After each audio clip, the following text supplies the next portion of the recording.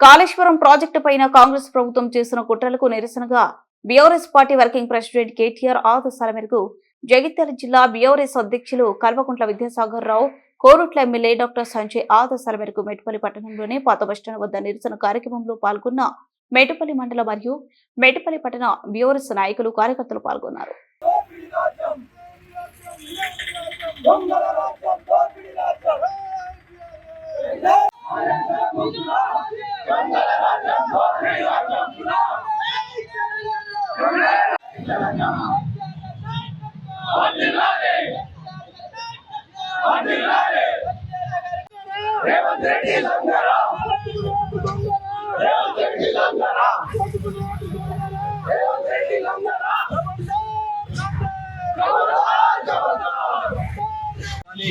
అన్ని బోగస్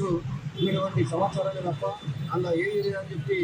మన dynamic leader అయినటువంటి మా హరీష్ రావు గారు కేసు కోసం ఇచ్చినటువంటి ఏదైతే